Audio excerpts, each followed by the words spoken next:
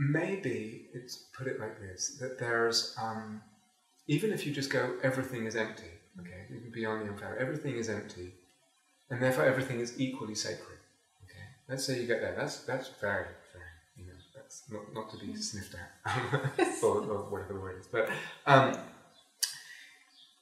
but still, it's like, maybe there's something, let's say, in the soul, in the psyche, or in some people's soul and psyche, that wants more. And what is that more?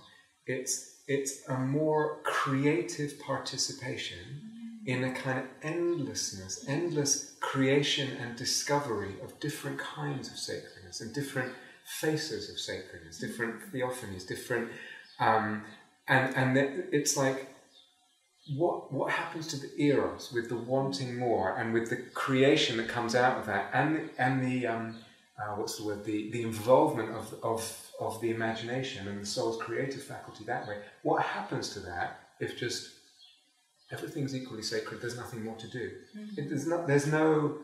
That has nothing to engage. It has nothing to pour into. It has nothing to open up. There's no movement. There's no movement. There's no further creativity on that level. So the kind of sacredness that opens up from the imaginal to me is different. It's not a kind of universal. They're particulars, you know. And there's endless creativity and endless opening, endless discovery. So it was maybe that thing which I didn't have the concepts for. I didn't have the words for. It's almost like that had to come, but there was a sense that something wasn't... you had the sense. Yeah, well, it also emerged slowly, and I think a turning point for me was reading James Hillman, actually. Someone gave me that 100 years, you know this book, We've Had 100 Years of Psychotherapy and the World is Getting Worse? It's a really good book of a dialogue between him and... escapes me right now, but super brilliant book, very fiery and super passionately intelligent. I like the title. Yeah, and very critical of modern culture, modern psychotherapy, and all that. Wow. So I read that. I thought it was absolutely brilliant. Wow. You know, and it also it pained me that there was at that time there was not much social engagement in the Dharma. It was all about letting go and being peaceful. It's like. The climate is going to pot, and it's like, what, you know, it's like, so it seemed to address some of that, but it didn't really have anything imaginal in it, or if it was there, I didn't pick it up. I just picked up more this very intelligent, political sort of critique, and then, but I started reading other books of his, and at some point, something just, I just found him such a beautiful writer, and so, I was just ready at that time. Maybe it was for me all the emptiness thing, which I don't think for everyone needs to do all that for the imaginal. But for me, I was at a point where it could be incorporated into a worldview and open it up further because of the emptiness thing. And he wrote so beautifully, and it just made sense. And it made sense of a lot of things in my soul, which kind of didn't fit so well in the typical sort of Dharma archetypes that were operative, like being peaceful, letting go, not being complicated, being simple, being not so artistic, and you know, it's like not so creative. Yeah, all this stuff that was for me really important, and yeah, there is someone who spews fire from the mouth. I have that, you know. It's like, yeah, so it's like what you know, that has no place in a certain Dharma, you know. In a certain Dharma. Or a certain interpretation of the Dharma. It has no place in... It seemed to me at that time that in the Dharma world that I was exposed to, the wider Dharma world, especially in Insight Meditation, that the range of archetypes that were operating kind of without even realizing that they were archetypes were actually pretty limited. Yeah. There was very little of this fire. There was very little place for dragons, anger, creativity, the struggle of the artist, peace working. Yeah, all this stuff. Yes, and so one way of kind of what Hillman opened up for me was just this kind of archetypal perspective on what was going on, and of course feeling like, oh yeah, all these parts of me don't really fit either, you know.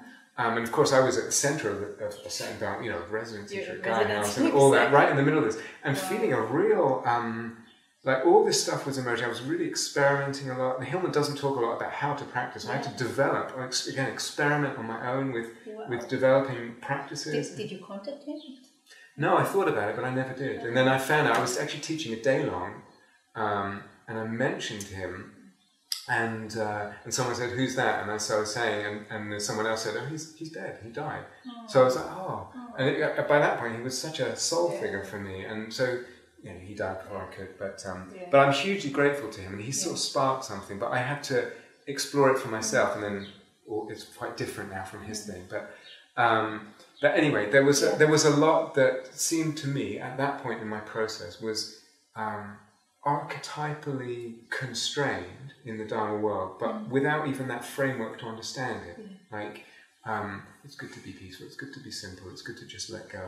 Like you're supposed to live. Somehow without desire, like that, you know. And the more it's sort of going into all this, just kind of, it didn't really make sense, you know. It's not, a lot of things. It's not in all the Dharma communities. No. Coming from Israel, it's actually different. They have different myths. I completely believe you. Yeah. But you know, I think but just also I think. Maybe where I was, but let me make it more.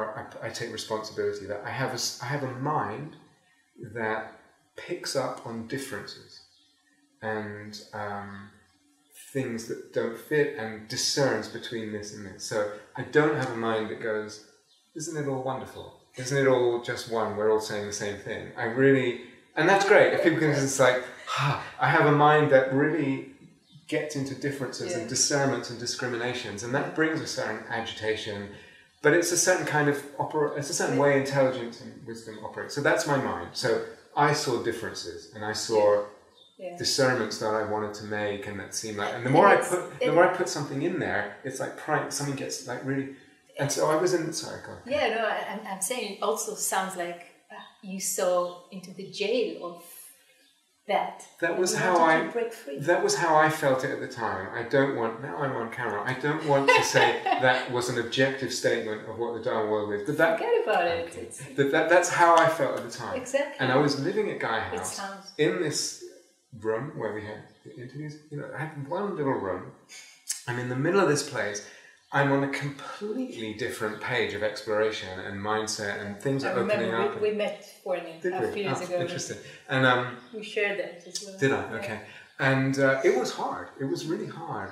And I was also writing The Emptiness because it was a very solitary time, you know. And so I really felt in the middle of this kind of ideational jail and sort of behavioural jail, and something was really pushing at the, you know, breaking down the walls, and it was hard, you know, and it was tremendously exciting as well. You know, it's like all these discoveries, and something suddenly just, you know, I can't think of other examples, but maybe getting into the Dharma in the first place, but you know, reading Hillman is just like boom, you know, it's just one book actually, Revisioning Psychology, which I absolutely I read it on a retreat.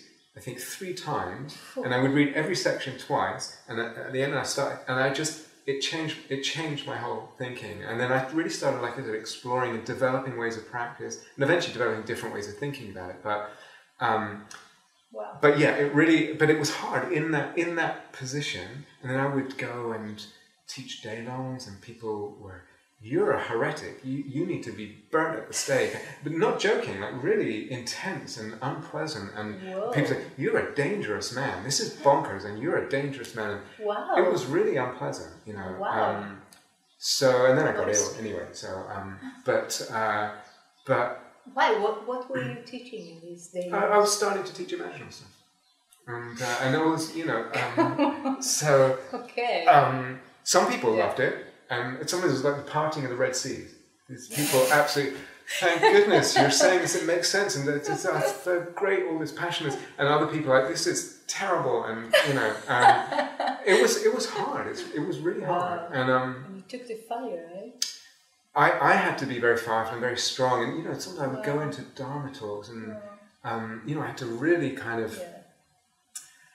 Okay, you know, I know these people are not, some people are really not going to like this, and it's going to be uncomfortable, and I can feel it when I'm sitting there. You know, the way people are looking or the vibe in the hall, and it really affects me. You know, it's like I really had to kind of align with my the sense of the angels that wanted that to happen. You know, and so it was tricky. And now since I've been ill, partly because I don't have energy and capacity, now people need to this is what, if you come into this retreat, this is what you want to be doing. I don't want to be dealing with anyone, probably it's not going to be helpful for them or the other people. I personally don't have the energy anymore to do that. It took so much energy to sort of, too much. You know, speak something in that kind of, you know, so. You had a role there. Let's say, that was the image I had. And you took the risk. Imaginal. And I took the risk, and paid the cost, I think. Paid some of the cost, So, but it was really something about Hillman and then really experimenting when something just kind of ignited with the whole thing. And then at some point during this, after I'd finished my book, which was a completely crazy process writing the book, and I really needed the angel's help with that, because part of the reason it was difficult, I've said this in talks as well somewhere, I had gone beyond that material, and I was really on fire with Imaginal, and now I had to kind of, it takes so long to write a book like that, you know, and really write it, try and be really clear and precise, and your heart was different. It was in a different place of what I wanted to explore and share, and I wanted to write much more poetically and so. And anyway, it was hard, and so I really took the process imaginally and had the help from the angels. What I wanted to say was, after I finished the book, then I could kind of give myself to Imaginal. And at that point, Catherine and I started meeting, and so we had a friendship kind of up and down over the years, and we were not so close, but we started meeting actually just to kind of clear up some stuff between us that was a bit kind of obscuring the field. And I think I was a bit out there while I was writing the book. It was a very solitary, pressured, intense time. Out there, kind of a bit nuts. Again. See a pattern, I think. It was, but actually I would say this to Catherine, I remember going to her saying, I didn't experiment writing the book. It was almost as if it was inhuman. I was living not as a human being. I was living as some kind of, on another level, and it was amazing, and it really took a cost. You know, it really had a cost. And I got ill not long after that, so I don't know, But I remember saying to Catherine, I'm doing an experiment here, or I did an experiment, and it got a little extreme, in terms of kind of not taking care almost of the sort of human needs, and kind of going into this other thing, but it was a conscious decision, anyway. You know, it's this book. I mean, I hear the cost. I read and reread and reread. I mean, this book is an encyclopedia. It's not like that. And it's just a small print, just a small, so many remarks. It's such an important thing. Yeah. Thank you so much for doing this. Thank you, I know you had no choice, I know. Well, actually I did. I really did. And people were asking me for a long time, and then I didn't want to because I knew how much work it would be. And someone sent me, here's some transcriptions of your talks. You could just do this. I read them. I was like, how do people even understand anything I'm saying? It doesn't make any sense. As I said, you didn't have any choice. So then I said, okay, I'm going to do it. Yeah. I started, and it was hard, and I remember saying to Kirsten, I think I'm going to stop, and she said, Kirsten, you don't even think about it. What are you doing? You don't stop. Yes. So I was like, okay. And actually, at a certain point, then there was this more sense of like the angels wanted, and I really thought, I don't think anyone's going to read this. I don't think anyone. I know. I really thought that, and it was more like somehow the angels were rejoicing that I was doing it, and they were kind of loving me, Yes. So, but it was a crazy time. So I was kind of on this angelic level, very Kirsten and I were no longer together after just shortly after starting, and I was really, you know, a lot of hours of interviews, intense interviews, and then writing all afternoon, just day after day like this, and forgetting about the body. Not forgetting about, just not really, not just the body, but also just like a social life and taking care of, you know. So it was really, but it wasn't, like I said, it was a conscious experiment, and I think it was a little extreme. Anyway, that's the story of the book, and the angels came, you know, after a little bit. At first, there wasn't really a sense of the soul of the book. Sorry, what do you mean the angels came? I mean that, so the book, it was hard, and I really did honestly think, Kirsten makes fun of me, but I honestly thought, this is not a book that many people are going to read. It probably won't get published. The publishers, well, that's what happened. The publishers turned it down. I had to self-publish it. So I really thought this, and it was difficult writing. Like, as I'd moved on, it was very solitary after long hours doing, you know, after you do, I don't know, you've got 4 hours of interviews straight, it's like, it's tiring, you know, and then to like pick up and start writing, you know, for hours, it's like, it's hard. So day after day, and you know, knowing the publisher would turn it down, knowing, thinking very few people will want to read this or read. So what was the fire? So if there wasn't a fire, this was the difficult thing, and then this without a fire. Wait, and then after a little while, then I was working on the Imaginal practice, and so I brought, it's almost like bringing the sense of the book started to have, it's like the soul of the book, the image of the book. And with that, I call them angels, but it's like imaginal figures would come in relation to the book, and almost like loving me and like kissing my heart and giving me like movements, like thanking me for writing it, you know. So it was like all this existed at a non-human level, so to speak. Humanly, I was on my own, and you know, and I really thought, I really knew that the publishers would turn it down, which is what happened. Do you know how many people are thankful? I know now, and that's great, and it's lovely, and I'm, you know, but still, it will never be a bestseller or whatever. But I just want to tell you about the process. Yes, but I just want to pause here and say, do you know how loved you are? Yeah, I do, I really do, and getting ill has been mind-blowing, heart-blowing. Like the amount of love, it's really, I don't even have the word for it. It was not shocking, but I don't have the word, and maybe I'm getting tired. But it's like humbling and touching. This doesn't really do it justice. There was so much love. There is so much love, and it's almost like it's almost an imaginal thing in itself. Like it becomes imaginal, like my illness and my receiving so much love, and you know, it's like the whole thing kind of, it has this other dimensions and soul and kind of grace to it. And so I do know, and I didn't before, but suddenly I got this really terrible illness, and there was such an outpouring of love, and boy, it was just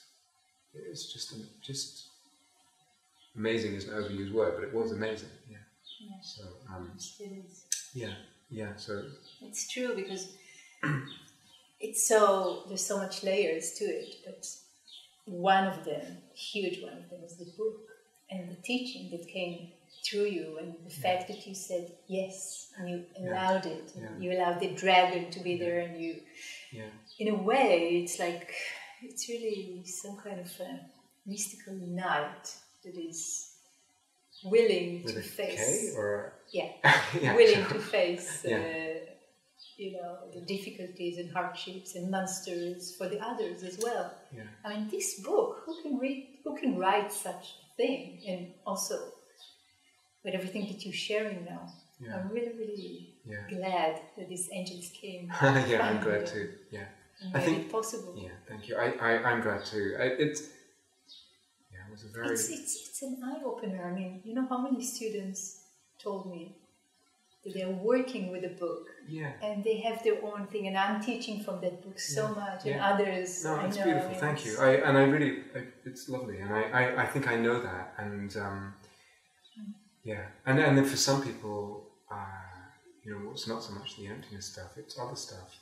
You know, teachings in the past, even before the emptiness thing, or the imaginal thing. I was deep into the imaginal, and I just had all this crazy book, so it was finished the book. And again, on your own, with no one to. The imaginal stuff, yeah, I was really exploring. So, and again, I was in the middle of Gaia House, all this really like. And you know how sort of out there some of the stuff. Yeah, so all this stuff's going on. Painful experience. And not only the experience, but also the ideas and you know, pushing against the walls of kind of what I saw at the time as kind of the sort of the range of what the Dharma was.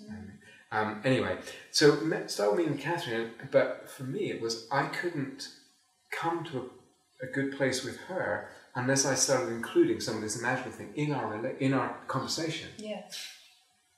Anyway, to cut a long story short, we sort of batted around a bit, and suddenly, you'd have to hear her version. This is my version. Suddenly, she sort of entered that with me, and then we started working together imaginally and developing things and working certain ways of working together with Imaginal.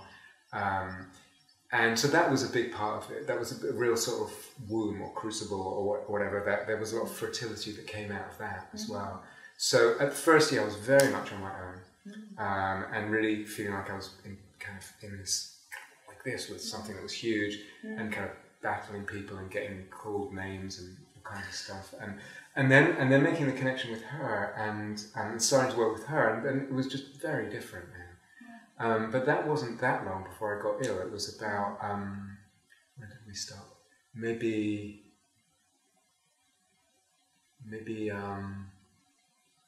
8 or 9 months before I got ill, we started working, but we got really close through work, and like I said, it was very fertile, and again, going back to the independence thing, so I'm all the time, you know, stuff happens and trying different things, and then thinking about how does this fit together? What's the implication here? What's the insight?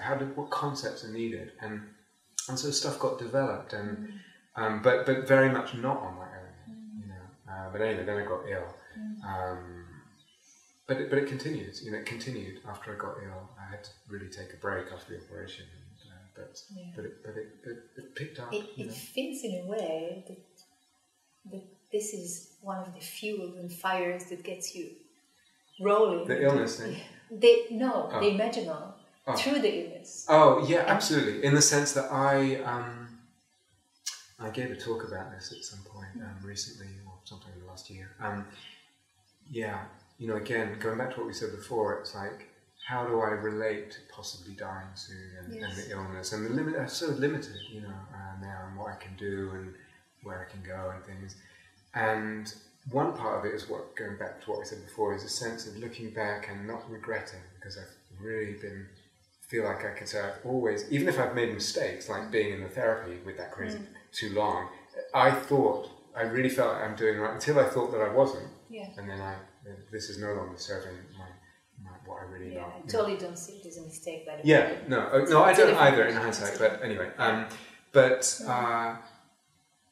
so that's one thing. Another thing is all the emptiness and the unfabricating and all that. That's huge, you know. Yes. But another thing is this taking all these imaginal teachings, or what I call now sensing the soul, and actually sensing this situation, my possible death, this body, the operation, the cancer, all this love that's coming, my limitations, and sensing that imaginally, if you like, sensing it with soul. So that's a huge part of my practice since I've got ill. And it's really, you know, oftentimes there's so much physical weakness or difficulty. It's often a place where I start. It's like, just be with that, and then start to open up in humility with that, and it opens up in soul. It's not that then, you know, suddenly maybe I'm cured, I don't know, but suddenly I'm cured, or now it's like I don't feel ill or whatever, but something opens up in terms of dimensions and other kinds of healing and beauty and sacredness. And can you share one? I've said some in talks. Let's see. I can share so many. I'd have to think. It's okay.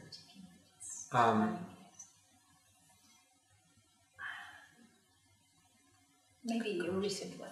A recent, I'd have to get it at the time or something. Because before you weren't tired, so you weren't thinking. You just fire.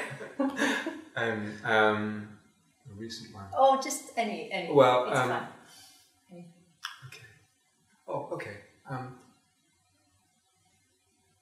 So just the other day, I don't know if this is the greatest example. It's just what comes up here. Yeah, okay. good. So I've given examples on talks, but I'm sitting and I'm just feeling quite rough and like not right, everything, and physically, and also my mind not really with that. Also feeling, I don't know if it's this hormonal thing I have now or whatever, but something just kind of jangly and not aligned and not terrible like agonizing pain, but just really not right, And I sit and suddenly this big black bird lands on my chest, and it starts kind of pecking at my heart center, and it's kind of taking things out from inside, like near the heart, and then it's like putting things in, like when birds make a nest, they put things in, and it's kind of scraping things, and I actually don't know what it means. I have no idea, but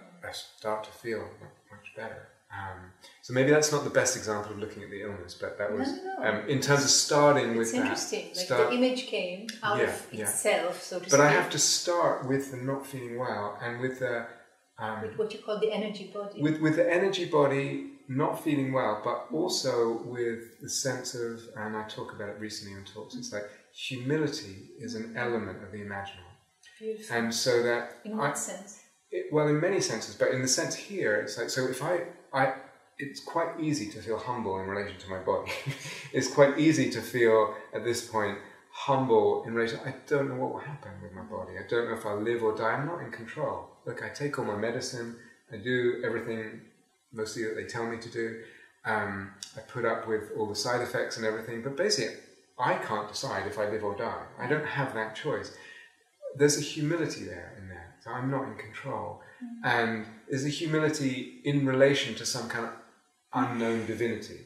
I'm not asking, I mean, I hope that I live, but I'm not in control of that, So in relation to the dukkha that's in the body and the situation, then the humility, and that kind of opens up a space where things can it's one of the ingredients that things can then easily be imagined. The whole situation can be imagined.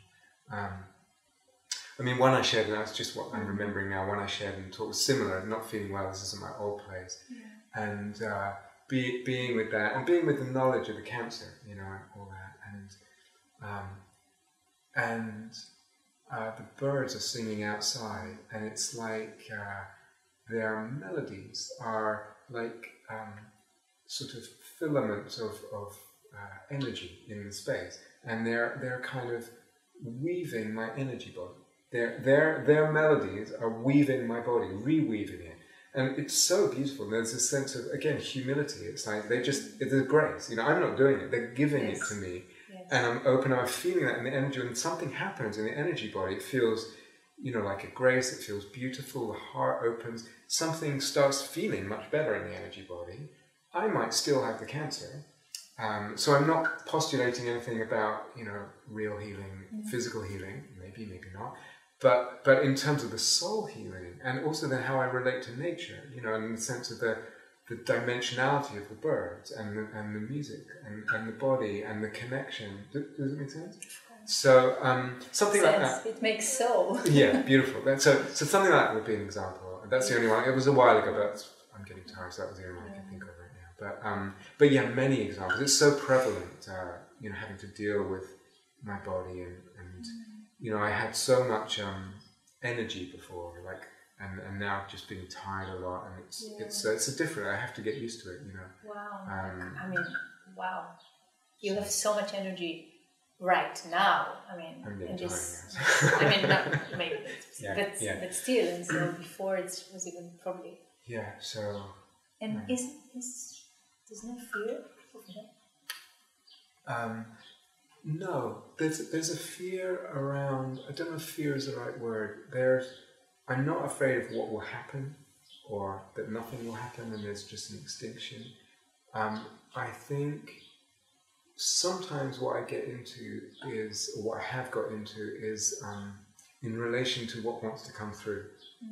And so I remember after I was diagnosed and before my operation, and I was hanging out with Yeri and Catherine and Kirsten at Kirsten's place in the garden, and someone asked me something about it or whatever, and I remember saying, I don't know if I've done enough. I don't know if I've, those are the words, I don't know if enough of what wanted to come has come, and now it might get cut short. And I was crying, it was, and someone might hear that and say, oh, self-worth and stuff. It had nothing to do with that. I don't have any problem with self-worth. And it was really this sense of, and it was really, so that's not a fear so much as a grief thing. Yes. And now? It's interesting. Now it's a little bit different because I've actually done a lot since then. I would say. An enormous amount. So how many talks did you record? I don't know. Hundreds. Hundreds. Oh, yeah, I don't know. A lot. So this is also a blessing and a grace, Yes. and being ill as well. And I say, sometimes giving those talks, I feel really not well. I don't have the energy. I feel I can't think straight. And I kind of sense into the soul lineage of what we're opening up here with this Imaginal teachings, and there's people in the past, maybe people like Hillman or whatever, and other people, who I never know. There's a tradition, and there will be people in the future, and I kind of take my place in that lineage, and I feel supported by it, and I'm giving to that, and so I was just kind of feeling so crappy, and now I have to give this talk, and it's very complicated, and so I would just kind of, pray, really, like put myself in alignment and devotion to that, and then just say, you got to help me. Plunge. Just plunge and say, hope for the best, and hopefully. So I've done a lot, and it's really a blessing. So I feel a bit different about this. Have I done enough? Wow. But no, there's no fear. But I don't want to die. I'd rather live a long time, and I feel like there's so much more to explore and discover. And I really, especially this Imaginal stuff that we're doing, I really would like to see it born well. See it. I feel that it is different from Hillman. It's certainly different than Jung, and it's different than Tibetan Tantra, and it's like it's its own thing now. And I it's like a baby. I want to make sure it's okay enough before I feel okay dying, sort of thing. So there's that kind of thing.